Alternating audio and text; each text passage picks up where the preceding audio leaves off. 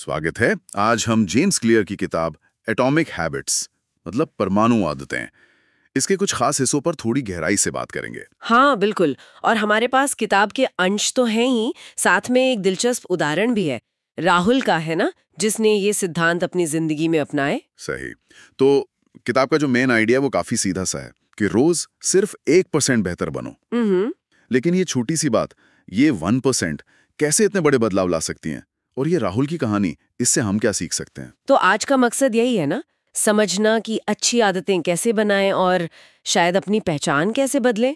किताब इसी का एक फ्रेमवर्क देती है। बिल्कुल। तो चलिए वहीं से शुरू करते हैं। रोज 1% बेहतर होने की ताकत, ये किताब की एकदम नींव है। हाँ, किताब साफ कहती है कि देखो, बड़ी सफलता किसी एक दिन की बड़ी छलांग से नहीं आती, वो तो रोज के छोटे छोटे, लगभग ना दिखने वाले सुधारों का नतीजा है। राहुल ने भी यही सीखा। और इसमें जो मजेदार बात है ना, वो है इसका कंपाउंडिंग इफेक्ट, चक्रवृद्धि ब्याज जैसा। अच्छा, वो कैसे? देखिए, जैसे पैसे पे ब्याज जुड़ता जाता है, वैसे ये 1% सुधार रोज जुड़ता जाता है। शुरू में तो पता भी नहीं चलता। आप एक दिन जिम गए, क्या फर्क दिखा? कुछ नहीं। हाँ बिल्कुल। 10 मिनट कोई नई भाषा पढ़ी तो ऐसा तो नहीं कि आप बोलने लग गए। वही तो, इसीलिए तो शुरू में टिके रहना मुश्किल होता है। हमें तुरंत नतीजे चाहिए होते हैं। पर क्लियर का तर्क है, और गणित भी यही कहता है कि अगर आप रोज 1% बेहतर होते रहे, तो साल भर में आप करीब 37 गुना बेहतर हो सकते हैं। अरे वाह, 37 गुना, ये तो कमाल है ना? और इसका उल्टा भी उतना ही सच है। रोज 1% खराब होते जाना आपको लगभग खत्म कर सकता है। राहुल के लिए शायद ये समझना एक टर्निंग पॉइंट था कि ये छोटी छोटी चीजें ही मायने रखती हैं। जैसे शायद उसने शुरू किया होगा रोज बिस्तर ठीक करने से, या सिर्फ 10 मिनट पढ़ने से। लगता है कि इससे क्या होगा। बिल्कुल। पर उसने वो किया लगातार, और यहीं से आदतें बनने की बात आती है। किताब एक मॉडल देती है, हैबिट लूप, आदत का चक्र। हैबिट लूप, ये क्या है? इसके 4 हिस्से हैं। पहला, संकेत, मतलब कोई ट्रिगर। दूसरा, इच्छा, यानी उस इनाम की चाहत। तीसरा, प्रतिक्रिया, जो असल आदत है। और चौथा, इनाम, वो मजा या संतुष्टि जो मिलती है। संकेत, इच्छा, प्रतिक्रिया, इनाम। ठीक है। हाँ, कोई भी आदत, अच्छी या बुरी, इसी लूप पर चलती है। अगर आदत बदलनी है तो इस लूप को समझना और इसमें कहीं दखल देना जरूरी है। मतलब जैसे राहुल ने अपनी आदतें बदली, तो उसने पहले ये समझा होगा कि भाई मेरी ये आदत शुरू कहाँ से होती है, किस संकेत से, और अंत में मुझे मिलता क्या है। बिल्कुल सही। मान लीजिए शाम को टीवी देखते हुए चिप्स खाने की आदत है, तो संकेत क्या हुआ? टीवी देखना या शाम का समय। इच्छा, कुछ नमकीन क्रंची खाने की। प्रतिक्रिया, चिप्स का पैकेट खोलना। इनाम, वो स्वाद और शायद बोरियत या थकान से थोड़ी राहत। आते हैं जिनका जिक्र बार बार होता है ना? अच्छी आदतें बनानी है तो उन्हें क्या थे वो 4? स्पष्ट, आकर्षक, हाँ, स्पष्ट, आकर्षक, आसान और संतोषजनक। सही। स्पष्ट, आकर्षक, आसान, संतोषजनक। सुनने में तो बड़े सीधे लगते हैं ये। हैं भी सीधे, पर बहुत पावरफुल है।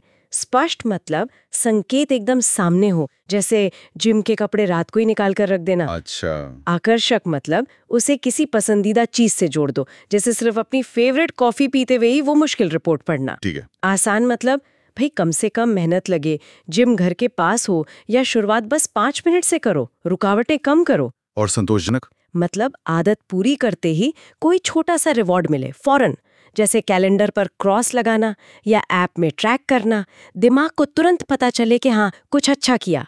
और बुरी आदतों के लिए ठीक इसका उल्टा करना है, उन्हें अदृश्य, अनाकर्षक, मुश्किल और असंतोषजनक बनाना है। बिल्कुल। मान लीजिए सोशल मीडिया कम करना है, तो ऐप को होम स्क्रीन से हटा दो, अदृश्य। हाँ। सोचो कि कितना टाइम जाता है, कैसा लगता है बाद में, अनाकर्षक।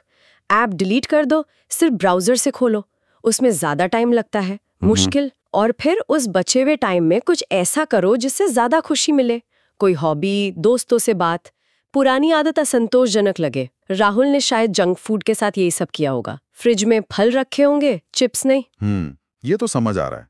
राहुल की कहानी में एक और चीज थी, छोटी शुरुआत। हाँ, ये बहुत जरूरी है। उसने एकदम से ऐसा नहीं कि आज से रोज 2 घंटे जिम करूंगा। नहीं। बिस्तर ठीक करना, 10 मिनट पढ़ना, ये तो बहुत ही मामूली लगता है। यही पर किताब का 2 मिनट रूल आता है, 2 मिनट का नियम। 2 मिनट। हाँ, कोई भी नई आदत शुरू करनी है तो उसे इतना छोटा कर दो कि 2 मिनट में हो जाए। पढ़ना है, रोज 1 पेज पढ़ो। ध्यान करना है, 1 मिनट करो। पुशअप्स बस 1। बस 1। इससे क्या होगा? मकसद परफेक्शन नहीं है, मकसद है शुरू करना। वो जो शुरू करने में आलस आता है ना, ये उसे तोड़ देता है। एक बार आपने शुरू कर दिया, फिर आगे बढ़ना आसान हो जाता है। अच्छा, तो ये साइकोलॉजिकल ज्यादा है कि बस शुरू कर दो? है तो साइकोलॉजिकल, पर इसका असर गहरा है। रोज 1 पुशअप करने से बॉडी नहीं बनेगी शायद, लेकिन आप खुद को ये सिग्नल दे रहे हो कि मैं वो इंसान हूं जो रोज एक्सरसाइज करता है। ये पहचान वाली बात आ गई फिर से। हाँ, और ये बहुत बहुत महत्वपूर्ण है। क्लियर कहते हैं कि बदलाव के 3 लेवल होते हैं। परिणाम बदलना, जैसे वजन कम, प्रक्रिया बदलना, जिम जाना, और पहचान बदलना, खुद को सेहतमंद मानना। ज्यादातर लोग या तो परिणाम पर अटके रहते हैं या प्रक्रिया पर सबसे टिकाऊ बदलाव तब आता है जब आपकी पहचान बदलती है। मतलब लक्ष्य ये नहीं कि मुझे ये किताब खत्म करनी है, बल्कि ये कि मैं एक रीडर हूँ। बिल्कुल। जब आप मानने लगते हैं कि आप एक खास तरह के इंसान हैं, तो आप वैसे ही काम करते हैं। अगर आप सोचते हैं मैं अनुशासित हूँ, तो अनुशासित फैसले लेना वो नेचुरल लगता है। फिर इच्छा शक्ति पर जोर कम पड़ता है। ये तो बहुत पावरफुल आइडिया है। हाँ, राहुल ने सिर्फ अपनी आदतें नहीं बदली, उसने धीरे धीरे अपनी सेल्फ इमेज बदली। मैं वो हूँ जो सुबह जल्दी उठता है, मैं वो हूँ जो रोज कुछ नया सीखता है। ये वाली सोच। और इसी पहचान को बनाने में एक और टेक्निक है, हैबिट स्टैकिंग। आदतों को एक के ऊपर एक रखना। ये कैसे होता है? इसका फॉर्मूला सिंपल है। मेरी पुरानी आदत के बाद मैं नई आदत करूंगा। अच्छा। आप अपनी किसी पहले से जमी हुई आदत को नई आदत के लिए ट्रिगर बना लेते हैं। जैसे राहुल ने किया, दांत ब्रश करना, ये तो रोज करते ही हैं। उसके ठीक बाद 2 मिनट ध्यान। हाँ।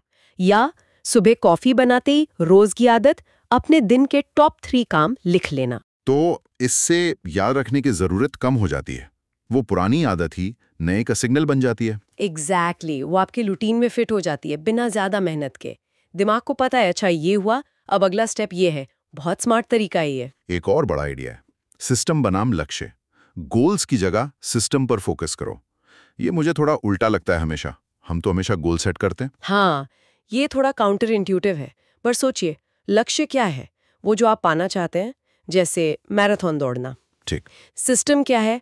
वो प्रोसेस जो आप रोज फॉलो करते हैं। आपका ट्रेनिंग प्लान, आपकी डाइट, आपकी नींद।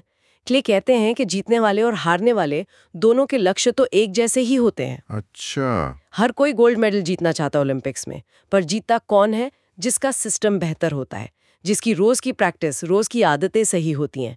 अगर सिस्टम सही है तो रिजल्ट वो अपने आप आते हैं। लेकिन फिर मोटिवेशन का क्या?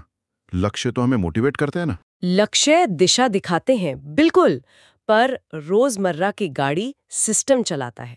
आप रोज अपने बड़े लक्ष्य के बारे में सोचकर मोटिवेट नहीं हो सकते, लेकिन आप रोज अपना सिस्टम फॉलो कर सकते हैं। जब मोटिवेशन कम हो, तब भी सिस्टम आपको आगे धकेलता है। तो राहुल ने शायद लक्ष्य बनाए होंगे, पर उसका फोकस रोज की रूटीन पर था। एक्सरसाइज, पढ़ाई, खाना, मतलब सिस्टम पर। हाँ, उसने समझा होगा कि सिर्फ मोटिवेशन के भरोसे गाड़ी नहीं चलेगी, वो तो आती जाती रहती है। असली गेम तो निरंतरता का है। और निरंतरता टूट जाए तो? क्योंकि ऐसा तो होता ही है, कोई दिन मिस हो गया, कोई हफ्ता गड़बड़ हो गया। बिल्कुल होता है, और किताब इस बारे में बहुत प्रैक्टिकल है।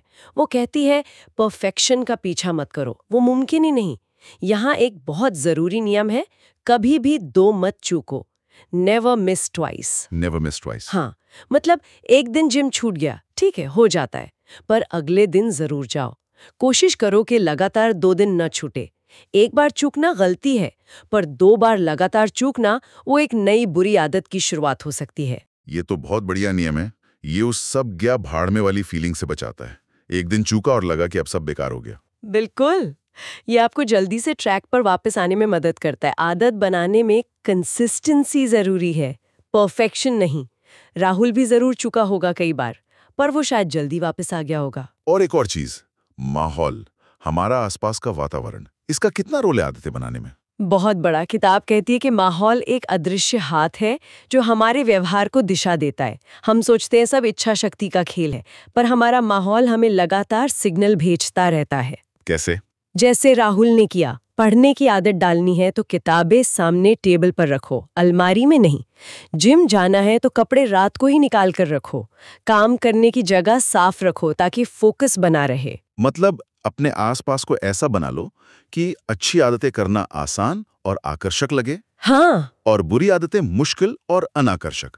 जैसे मीठा कम खाना है तो घर में रखो ही मत, फोन पे टाइम कम करना है तो उसे दूसरे कमरे में चार्ज करो। माहौल को डिजाइन करके खुद को सफलता के लिए सेटअप कर सकते हैं। ये इच्छा शक्ति पर निर्भर रहने से कहीं ज्यादा भरोसेमंद है। तो ये सारी चीजें 1% सुधार, हैबिट लूप, 4 नियम, छोटी शुरुआत, पहचान, habit stacking system, never miss twice, माहौल, ये सब मिलकर काम करती हैं। हाँ बिल्कुल। और ये सब उस पहचान को मजबूत करती हैं जिसकी हमने बात की थी। कि हर छोटा एक्शन एक वोट है। सही। हर बार जब आप वो छोटा सा काम करते हैं जो आपकी मनचाही पहचान से जुड़ा है, बिस्तर ठीक करना, एक पेज पढ़ना, सलाद खाना, आप उस पहचान के लिए वोट कर रहे हैं। धीरे धीरे ये वोट जमा होते हैं और आपकी सेल्फ इमेज बदल जाती है। आप कोशिश नहीं कर रहे होते, आप वो बन रहे होते हैं। राहुल की कहानी यही दिखाती है, धीरे धीरे पढ़ना, एक्सरसाइज, सीखना, ये उसकी पहचान बन गया। हाँ, ये उसके लिए बोझ नहीं रहा, ये उसका स्वभाव बन गया। तो इन बातों से ये तो साफ है कि एटॉमिक हैबिट सिर्फ कुछ टिप्स नहीं हैं। ये पूरा एक तरीका है सोचने का, जीने का, कि कैसे छोटे लगातार प्रयास बड़े नतीजे दे सकते हैं। हाँ, कंट्रोल, क्लैरिटी और एक सस्टेनेबल मोमेंटम, ये सब मुमकिन है। तो आज हमने देखा कि जेम्स क्लियर की ये किताब बताती है कि असली बदलाव छोटी, लगातार की जाने वाली आदतों से आता है। कुंजी है निरंतरता, पहचान में बदलाव और स्मार्ट सिस्टम बनाना। ये सिर्फ एक किताब नहीं, ये वाकई बेहतर जीवन के लिए एक तरह का ब्लूप्रिंट है। और यहाँ ना एक सवाल मन में आता है सोचने के लिए कि जब इतने सारे छोटे बदलाव किए जा सकते हैं और हर छोटा बदलाव जरूरी है, तो शुरू कहाँ से करें? ये अच्छा सवाल है। कौन सी वो एक परमाणु आदत हो सकती है जिस पर सबसे पहले फोकस करने से सबसे ज्यादा फायदा हो? वो एक आदत जो शायद दूसरी कई अच्छी आदतों के लिए दरवाजा खोल दे। इसे सोचना, ये शायद आगे के लिए एक दिलचस्प खोज हो सकती है।